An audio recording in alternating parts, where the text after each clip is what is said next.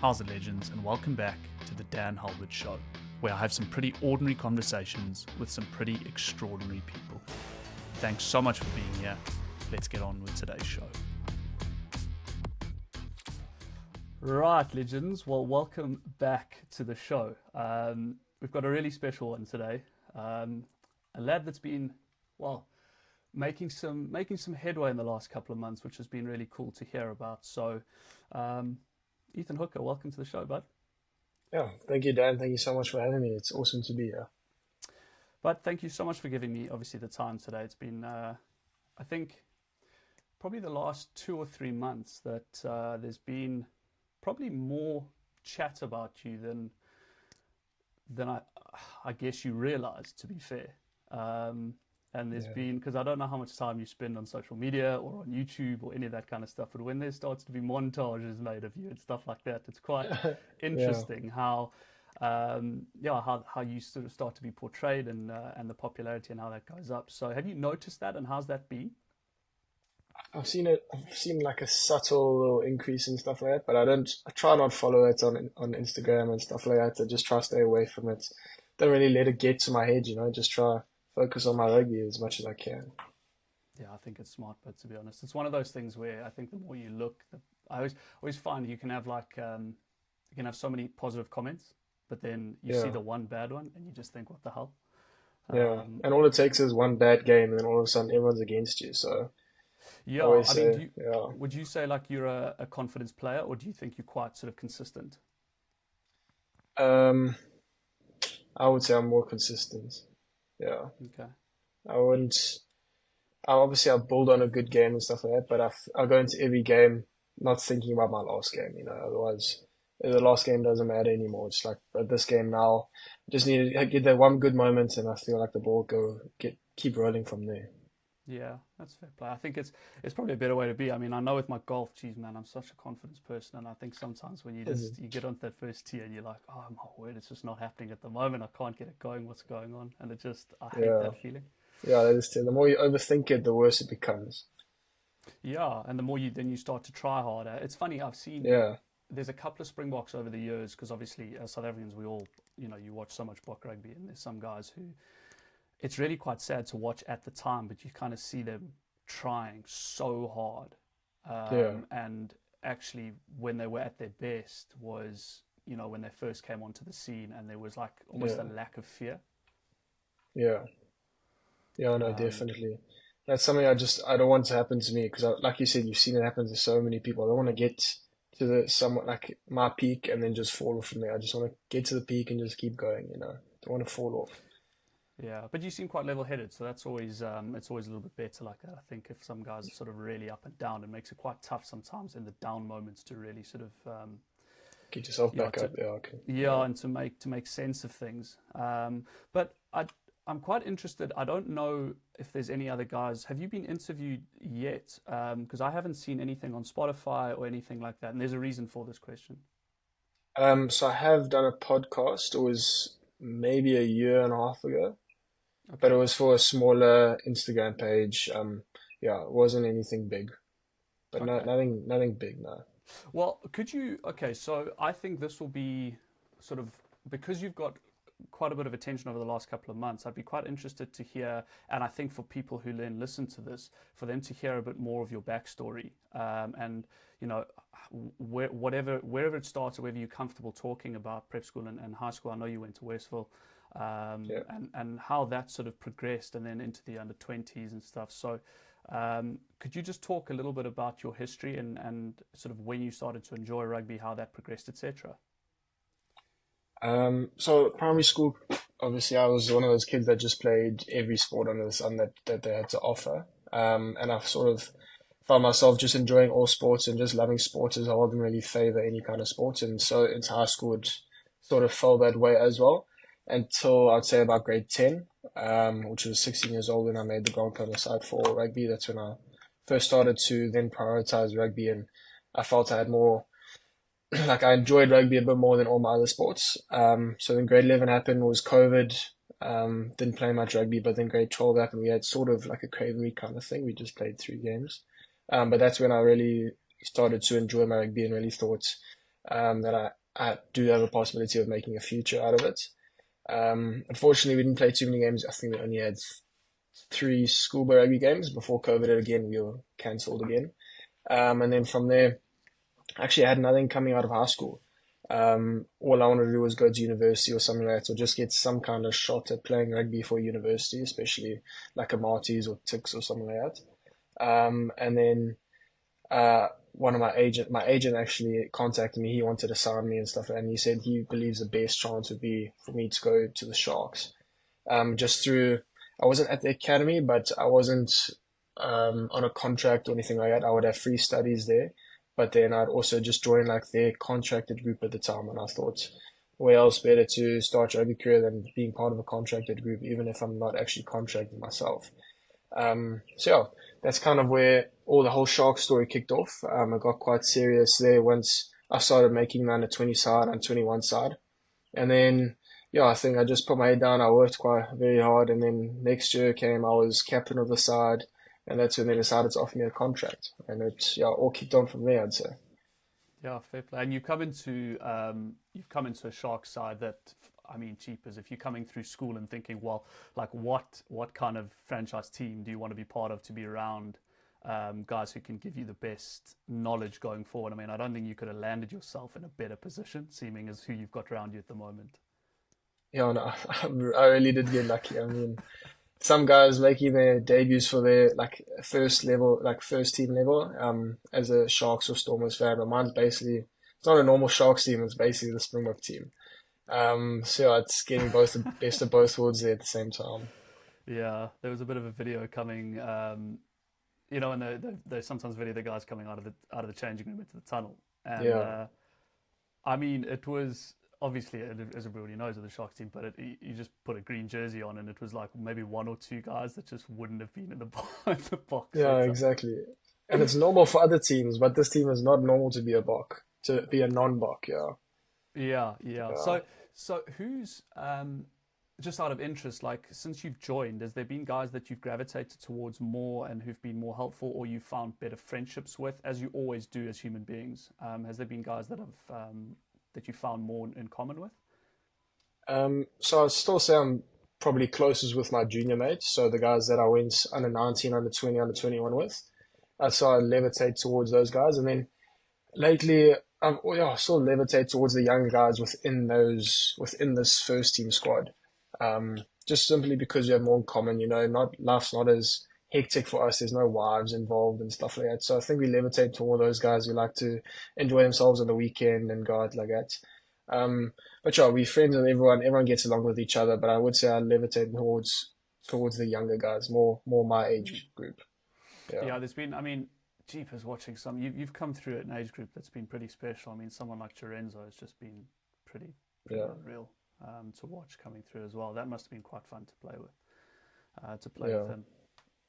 yeah, definitely. I actually played with him. He's a year younger than me, but when I was under 20, he joined us under 19, and he played for our squad. So we got a bit of game time there. We got a few games as centre pairing there, which is quite nice. So I always knew him.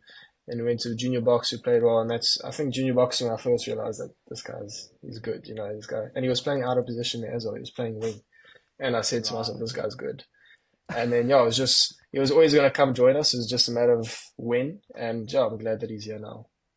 Yeah, it's been interesting watching his journey as well because he popped up at, he was a Paul, wasn't he? Yeah, Paul Roos, yeah. Yeah, Paul Ruiz, not Paul. Yeah, so Paul Yeah, Ruiz, Paul and I Roos, yeah. remember, God, there was that clip that came up of him picking up some guy and running with him, and I just looked and thought, Yeah, what on earth is what yeah, is happening here?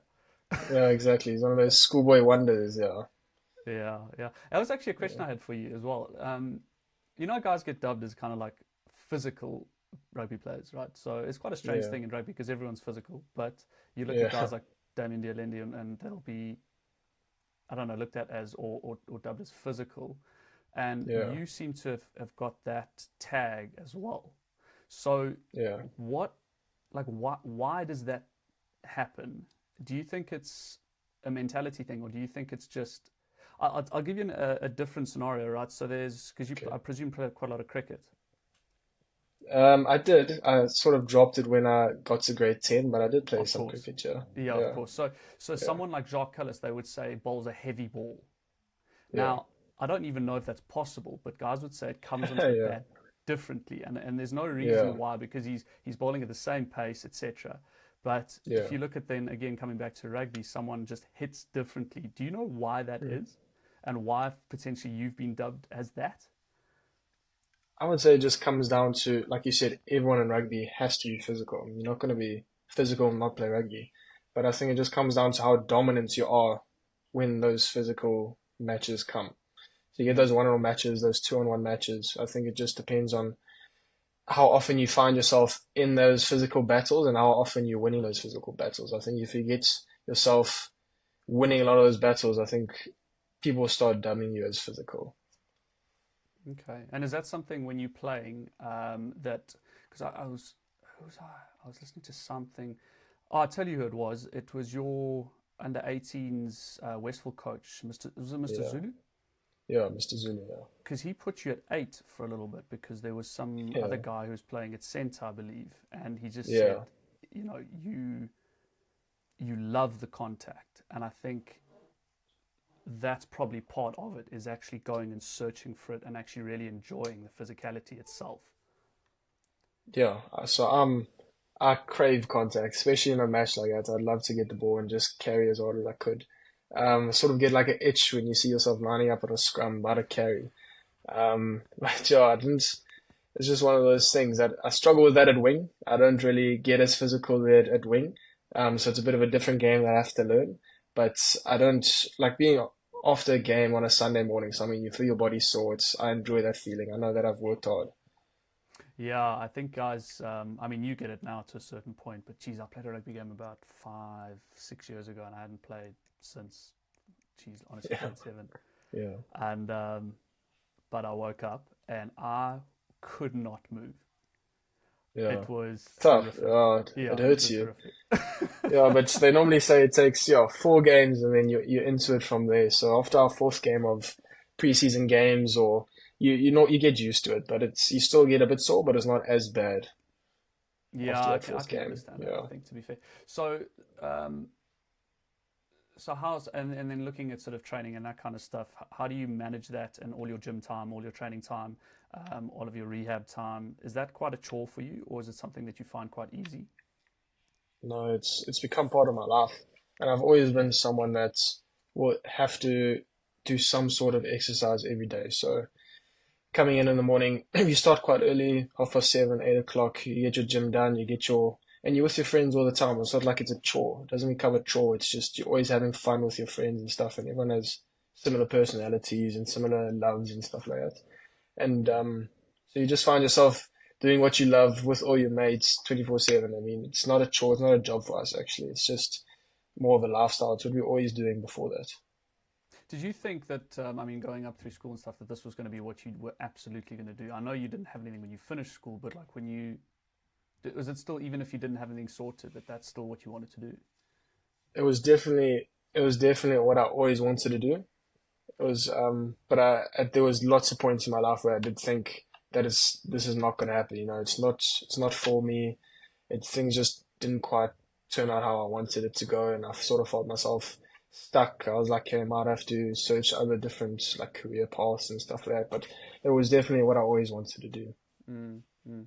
So if you didn't do it, what else do you think you would, what else do you think you would have done? So I was talking to my parents the other day, and I have no idea what I would have been doing. Even when I was trying to figure out what to study, I was looking at these courses with my parents, and I said, I don't like any of these things. I have no idea Yeah. what. So I think it was either this or I'm still be living with my parents, one of those two. It's hard. So, It's you know what, one of these yeah, I can things is that imagine. unfortunately I think the modern school system doesn't really, well, it's not modern to be fair, it hasn't changed for years, but it doesn't Yeah, really give people the opportunity to, I guess, try sort of hobbies as yeah. and going more into those. There's a very strict curriculum, and I think so many people leave school and they just have absolutely no idea.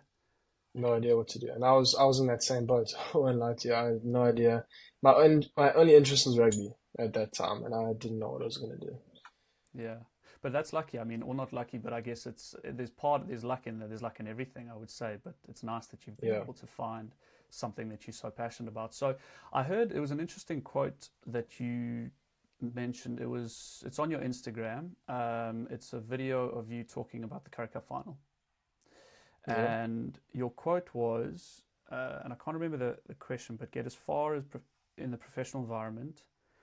If that means become a Springbok, then that's what has to be done. And I found that quite interesting. And the reason why was I think so many guys coming up through professional sport they almost have this like pressurized system around themselves where they put so much pressure on themselves and they're like, this is what I'm going to do, this is my goal, etc., etc., etc. Whereas it seems like, and you can correct me if I'm wrong, but that your mindset is more, I'm going to work as hard as I can in whatever I'm doing right now. And if that breeds Springbok colours, if that breeds, better, whatever it is, career prospects, then that's what's made for me. But mostly it's just, let's just get as far as I can. Yeah. Yeah, exactly. And anything in life, it's a process. You got to follow the process. And I think if you focus too much on that end goal, you end up just wanting that and you forget about the process. You forget about step one, step two, step three, and you actually forget about those building blocks that you have to put in place to be able to get and reach that goal.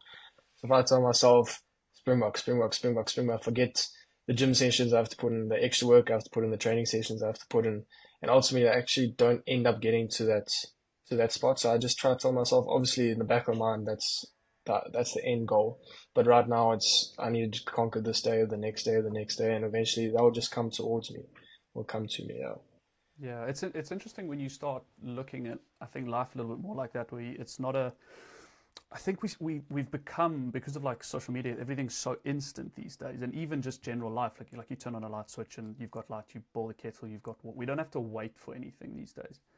Yeah. So it's almost become a case of seeing people's highlight reels again on social media and all that kind of stuff, and we now seem to want things so quickly, and I wonder whether a lot of people have maybe not quite understood how things generally pan out in real life, and how Yeah. maybe things need to be done, one crumb at a time, as opposed to looking for the whole biscuit Definitely. each time. Yeah. Yeah. Look, there's thousands and thousands of rugby players in South Africa that want to be a Springbok. Oh yeah, And you got to be able to do something that those thousands of people aren't going to do to be able to become a Springbok. Because if it was that easy, everyone would be a Springbok, you know. But like you said, it's yeah, those little crumbs that you have to do every single day, every morning that you have to do to just build yourself closer towards that end goal. yeah. There's definitely, I think, some luck involved as well in terms of things like injuries and all 100%. that You kind of have stuff. to, So things have to go your way, sure, injuries have to go your way, yeah, selection has to go yeah. your way. You do need that bit of luck on your side as well. Yeah, and I know cheapers. I mean, like an example right now is Cameron Honeycomb, and he's into the squad and Exactly. then gets injured, and probably would have been maybe an Elric's place, but then now Yeah, Elric's come through and absolutely dominated, and now again, exactly. and is it luck or not? Yeah. Yeah, I know exactly. But like someone like him, I was also the first thing I saw that squad, I just looked for his name. I was one of those guys that I felt he deserves, he needs to be there. But like I know he'll definitely put his head down. It's not gonna let him affect it. He's working today, he's working tomorrow and stuff. And yeah, you just got to keep that end goal in mind. Like I said, you need a bit of luck. Sometimes it's not all on your side, but eventually it will come on your side. Hmm. But you should be But patient, you know. yeah, and as we say in Russie, we trust, Exactly. Yeah. eh? He's got a plan. He's got a Yeah. plan, bro. He's got an Yeah. absolute plan. So Yeah. from a oh, I was meant to ask you actually, how's your foot? Yeah, it's coming along well. It's a wonder this thing. Our physios and doctors and stuff actually don't know what's wrong with it. There's a whole bunch of MRI comes back and they think no, the MRI is being oversensitive. So I've gone for an ultrasound now, but should be maybe 2 weeks, 3 weeks. I'll be back by the time Yossi starts again. Oh, fair play. What are the symptoms? Just sore when you're walking and stuff. Yeah, so it's like certain areas where it's sore, but then the MRI says something else. So, but yeah, they're just treating it as where the pain is. But yeah, it's that motion of walking and stuff like that. So Mm, mm.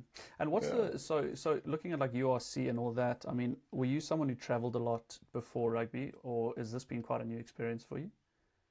So I'm come from a family we always liked to go on holidays and stuff like that, but it was never it was never overseas or something like that. So we'd go to Zimbabwe or Mozambique or something like those kind of holidays. But travel outside the country, no, not to England and stuff like that. Definitely not. So this is all new to me. Yeah.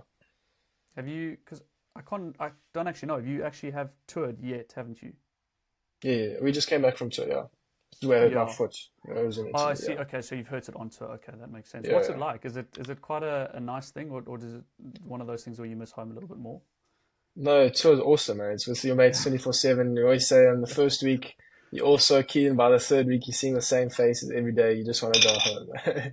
Yeah, I can Yeah, but imagine that. no, we enjoy it. I love tour. Yeah, Especially, that's I it. think the younger guys enjoy it a lot more. We don't have wives and kids and stuff to go back to. We want to stay on tour a bit. But the other guys, older guys, they want to come back to their families. Mm, mm. Yeah, that's fair enough. I mean, it's lovely for the South African guys who live here to be able to go Yeah, and watch because some of these stadiums are so intimate that you yeah, really, literally, I mean, I was down watching, went to go and watch the Lions down in Wales last week, yeah. and it's quite cool because you can just sit there and chat to, you know, anyone who's passing by. So, JC wasn't Pretorius, who's Pretorius. number six? Yeah, Is it Pretorius? yeah, Yeah. JC. Yeah, And he was super kind, really, really nice. yeah. It's quite nice actually because some of the big stadiums in SA, you just got no chance. You have like 50 floors in the stands, and it's Yeah, just it's a different vibe, especially it could be like 5,000 people, but because they're so close to each other and so close to the field, it feels like there's 50,000 people. Yeah, yeah, that's exactly it. yeah, Um, so I know obviously now they've been playing around with your position, and you've yeah, said obviously you don't get as much contact I think you're playing 11, haven't you? yeah. Has that been? I know you've been asked this question a couple of times, so apologies if it's sort of a bit Okay, it's all repetitive. good. But just for these guys, is it? I know you said you didn't prefer either position, and you're just going to play where you will for the team, and I think Yeah. that's fair enough. But what are the differences that you've found, and has it been more or less enjoyable? I think you've said not, but Yeah, so it's not, I wouldn't say less or more enjoyable, it's just preferred. I'd say I still prefer the centers to wing. But as a from a game perspective, I'd say wing is a lot more like tactical. So you need to be able to like high balls is a big thing. High balls is something I never did before. Now I've got to be able to catch high balls and stuff, which is quite daunting, especially when you have big loose forwards running at you. yeah, So high balls is a different skill that I've had to learn. What I did enjoy from it is like I've learned some of my evasive skills, inside, outside, that kind of stuff. But also from a defense perspective, you see the game a lot differently. Obviously, because you're tracking behind the main line of defense, you see patterns in like the way it attacks and how the 10s and 15s run the show and stuff like that. So it mm. opens your eyes to what's going on in front of you rather than just watching the ball the whole time. So it's a big learning for me at wing. I feel like it's only going to help me in the centers. So playing on the outside and the outside backs, I guess there's more. Would you say there's more room for error? Oh yeah, definitely. I think when you're in the mix of it at center at 12 or 13, there's guys around you that can almost like bust you out of some things, or you miss a tackle, someone else will have them or stuff. But at wing, I feel like there's a lot of one-on-one. So either you got to be 100% accurate, or you've missed the jump, or you've missed the tackle, or something like that, and you'll get exposed there at wing a lot easier than in the centers. Yeah, yeah. Those hard balls as well, I think are. I mean, looking at someone like Fussy now, who's obviously he's Yeah, risen so well yeah, to that occasion, trying to dominate there. And I think it is a case of having to dominate because if you are someone who shows any weakness in that skill set yeah, in the modern game, you get exposed so quickly. yeah. Confidence is a big thing under those high balls. I feel like you need to go into that game knowing that if that ball goes up, it's my ball. I think all four wingers on that pitch are thinking the exact same thing, and it's a contest every single time. You always hear your coaches, you need to get up for it to contest that high ball, just make it some sort of a scrap. So it's a huge part of the game, the kicking game. So Mm. there's a lot of ownership on our wings. So you say obviously preferred being in the centres. Would you prefer 12 or 13 if you had your sort of only choice? I would prefer 12. Yeah, yeah. I mean, Yeah, it's quite like it's interesting because you've got a similar physique to Damien. Obviously, I think possibly he's maybe a bit heavier. yeah, Um, but I mean, you're only what are you 21 now? 21. Yeah, 21. So I don't actually know when rugby players are at their prime, but I don't know what you would think. Maybe 25. Yeah, I feel like I've still got a bit of mass to put on and stuff, but I'd say Yeah. even maybe 23 you start getting to your max. But I think at 25 you definitely prime. What are you weighing now? Just under 100, sometimes 100, yeah, around about there. Okay. So if you got to like 105, 106, do you reckon that would make a fair difference if you were playing in the midfield? Yeah, definitely. I think naturally I'll be able to get to 105. Mm. But I'm not someone that's gonna go and bulk or cut or something like that. I'll just keep doing what I'm doing. If naturally I get there, I don't, because I also don't want to lose my speed and stuff like that. So I'll do whatever my body tells me to do, you know. Okay. So there'll be quite a few youngsters, I presume, that will listen to this. And I wondered whether you could give maybe 1 or 2 points for them. Guys who are playing, I mean, it could even be prep school guys. It could be guys who are going into their first team year at high school who are playing either 11, even 14 or 12 or 13. Um, would you have any attack and defense points in both those positions that maybe might be helpful? Any kind of tips for them? Um, I wouldn't say like attack and defense is hard to give points on because there's so many situations that can happen. But I Okay. think what you can practice off the field, off the game field, is what's going to help you in the game. So I think doing those extras and stuff like that will help you in those games. Getting physically confident, trusting your body that comes from gym, eating well, sleeping well. Your body is like it's the only thing that matters on a rugby pitch. If you don't have your body, you can't play. So I think mentally being confident in your body, knowing that I'm gonna hit this guy as hard as I can, nothing's gonna happen, is a big thing. I think from there you can build on a lot of other things like your pace and stuff, which will help with the wing and 13 especially. Evasive skills, little things you watch and you pick up on someone like Jesse Crew, who's so good on the outside, evading like that. You pick up these little things, your handoffs and stuff like that, all being done off the field, and you can't go onto a field on a match day expect to pull out these wonderful things if you don't practice them on the field. So I think just Mm. extra hours, you get to your coaches, they'll know what to do. You ask them, can I practice my offloads, my evasive skills, my tackling, and then just make sure you do what you do in the kitchen and in the gym. You don't do anything stupid. You get your job done. Okay, that's actually quite useful to be. And I think it's like when you watch someone like Jesse, he evidently doesn't have the skill set on his feet as someone Yeah, like Cheslin, but exactly. Yeah, it's learning to use what you have and then sort of build on that because he's never going to be exactly, a Cheslin, but he's as you exactly. said just learned to use that sort of evading maneuver around the outside. So that's quite interesting actually. Yeah. Um, So everyone to themselves. Like Chizen, that comes naturally. Him stepping like that. He's obviously worked on a lot, but mm, it comes a lot more naturally to someone like him than someone like Damien or Jesse. But then they have their own strengths and stuff. So you got to figure out your body, and that comes from having confidence in your body. You got to figure out what you like, what you're good at, and you just got to build on that. mm. So who do you think coming through has some real potential? It could be Sharks, it could be any other franchises. Are there guys that you've seen that you think, sure, this is there might be some legs here? Um, seen quite a lot. I wouldn't say I know exactly what people need to be able to get to the top, obviously Hmm. because I'm not at the top. But it's just at the Sharks, I mean, you have people like Nick and Giannis Tito, guys that are playing really well in the just our Curry Cup system. And then you have people like Cameron and the Bulls, Kieran Nokia, who's playing sevens now, is also at the Bulls. Those guys definitely have what it takes. They just, like you say, need a bit of luck to get to that one step up, you know. Yeah, yeah. No, that makes sense. I think, man, it does come back to it. I think you can work as hard as you want, but you just kind of really pray and hope that things kind of do pan out your way. And I think it's meant to be if it's meant to be. There's not much you can do Exactly, about it yeah. otherwise, really. So, Out of your and control sometimes. yeah, it really is, man. And how's your golf going, bud? How are you Yeah, managing to play quite a lot? no, unfortunately, well, I can't play now with my foot, but we went down to, I don't know if you know Celtic Manor in Wales when we were on tour the other day, I played there which because was I actually I sell fertilizer for my day job at the moment, so that was one of my yeah, places I used to pop into. yeah, no, lovely course there. So we went down, that was the last time I played Celtic Manor. Enjoyed that big time. It was quite a crazy experience for Which me, course did you play but there yeah, though? I was the Ryder Cup course. Oh, it was a Yeah, the 2010, yeah, the 2010, 2010. yeah, Yeah, yeah, yeah, yeah. like yeah, It's they call tough it the though. 2010.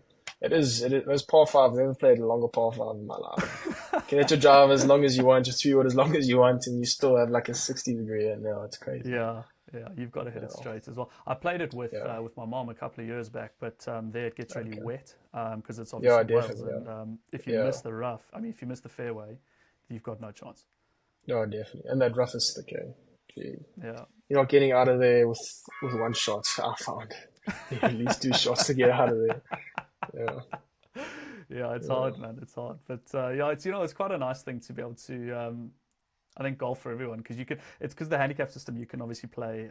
You can have competition with guys that are either better or It's worse than anyone. you, Yeah, which makes it so much better. yeah, Um, exactly. 100%. Cool. All right, but well, I don't. I had one last question I wanted to ask you. That's what I wanted to do because you are the first guest on the show, which is pretty cool.